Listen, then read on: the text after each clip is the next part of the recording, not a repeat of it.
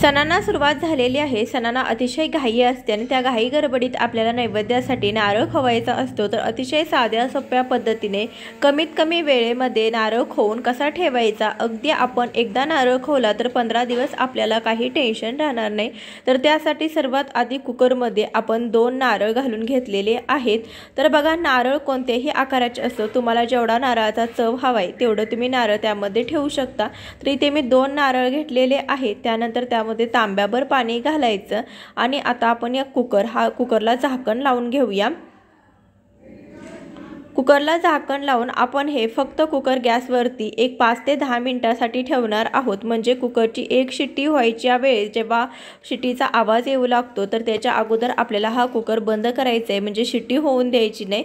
इतपत आपल्याला हा कुकर गॅसवरती ठेवायचा आहे। जास्त वेळ ठेवू नका, कारण की नारळाला तडा जाऊ शकतो, त्यामुळे कुकरचं झाकण वगैरे उडण्याची भीती असू शकते। तर त्यासाठी थोडीशी सावधानगिरी बाळगून आपल्याला फक्त कुकरची एक शिट्टी व्हायच्या अगोदर हा नारळ आपल्याला बाहेर काढायचा आहे। तर कुकर पूर्णपणे थंड झाल्यानंतर त्यातला नारळ बाहेर काढलेला आहे आणि त्यातून नारळ पूर्ण थंड करून घ्यायचा, कारण की आत पाणी असतं त्यामुळे नारळ गरम असतो। तर त्यासाठी थोडासा थंड करून घ्यायचा आणि त्यानंतरच आपण हा एखाद्या जड वस्तूच्या मदतीने आपण या नारळाला सर्व बाजूने व्यवस्थित मारून घ्यायचं।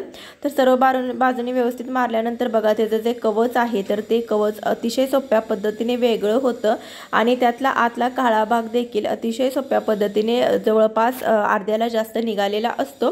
तर इथे नारळाला थोडा तडा गेला म्हणून त्यातलं मी पाणी काढून घेतलेलं आहे। त्यानंतर उरलेला नारळ देखील आपण ह्या कवचातून बाहेर काढलेला आहे। तर बघा, जो साईडचा काळा भाग असतो तो सुद्धा जवळपास निघालेला आहे आणि उरलेला जे काळा भाग आहे तो आपण अशा पद्धतीने आपण ज्याने बटाट्याची साल वगैरे काढतो तर त्या खिसणीच्या मदतीने आपण हा काळा भाग पूर्णपणे काढून घ्यायचा आहे।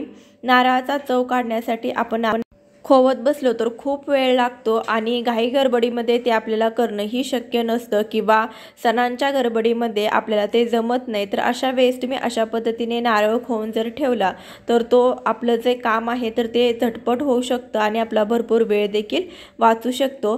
तर हा नारळ गरम केल्यामुळे त्याचं जे काळं भाग आहे तर तो देखील सहज निघून जातो।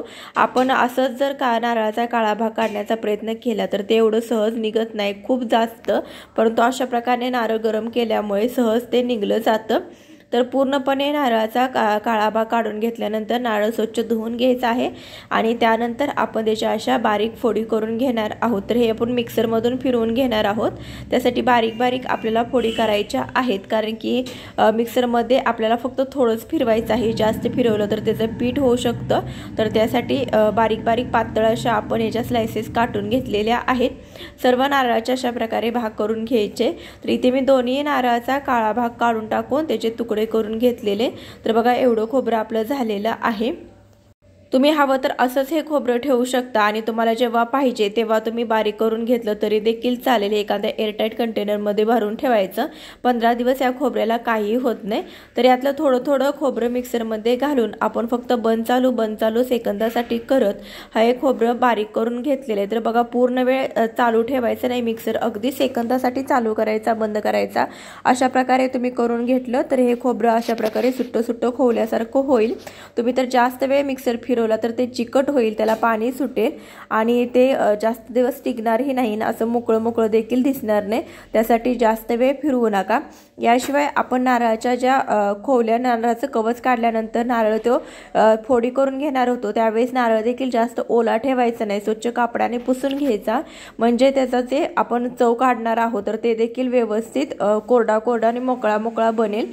तर इथे तुम्ही बघू शकता पूर्ण नारळ मी बारीक करून घेत आहे, तर किती मोकळा असा हा चव झालेला आहे आणि हा चव भरपूर दिवस टिकतो। तुम्ही एखाद्या एअरटाईट कंटेनरमध्ये भरून ठेवला तर एक 8 ते 15 दिवस सहज टिकतो, कारण की याच्यामध्ये थोडा सुद्धा ओलावा नाही।